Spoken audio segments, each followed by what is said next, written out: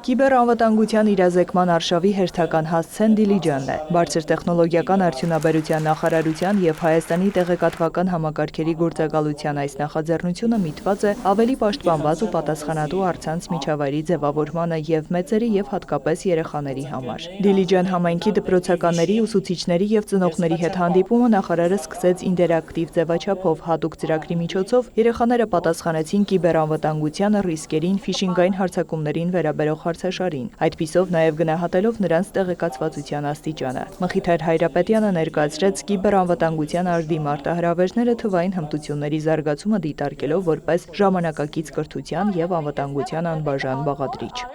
Կիբերանվտանգության մասին մենք վերջին շրջանում հատկապես շատ ենք խոսում, որովհետև մերօրյա աշխարհում տեխնոլոգիական զարգացումը սլացիկ տեմպեր է հավաքել եւ Հայաստանը անմասն չէ իրականում։ Հայաստանում եւս բոլոր սերունդները, շերտերը անկախ տարիքից սկսել են ավելի ու ավելի շատ օգտվել այդ տեխնոլոգիական տարբեր գործիքներից, սոցիալական հարթակներից, օգտագործում են տարբեր հավելվածներ, ինչը նշանակում է, որ մենք մեր ամենօրյա կյանքում մեծացնում ենք նաև կիբերվտանգները մեր շուրջը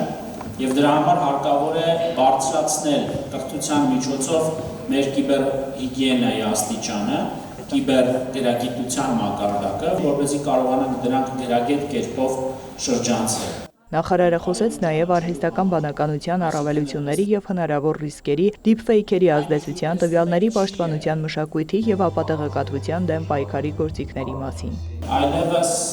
աշխարհը դժվար է պատկերացնել առանց արհեստական բանականության գործիքների, արհեստական բանականության լուծումների,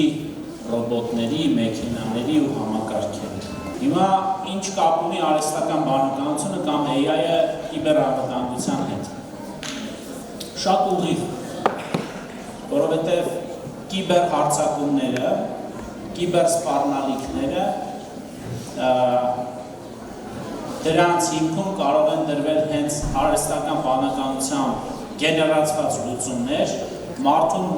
մոլորեցնելու,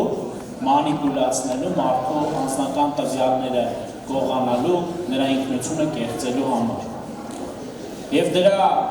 ամենահայտնի դրսևորումներից մեկը deepfake-ն է։ Անձնական տվյալների պաշտպանության փորձագետ Գևորգ Հայրապետյանը ներկայացրեց այդ խնդրի կարևորությունը համացանցային տիրույթում։ Անձնական տվյալները մարդու մասին տեղեկություններ են եւ հաճախ համացանցում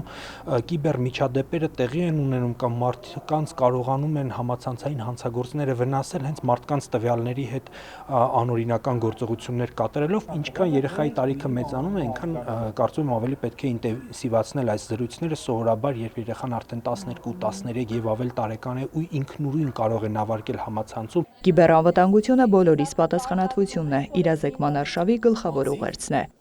Նարեկ Ոսկանյան, Գայանե Թամամյան, Վահե Թամամյան, լուրեր։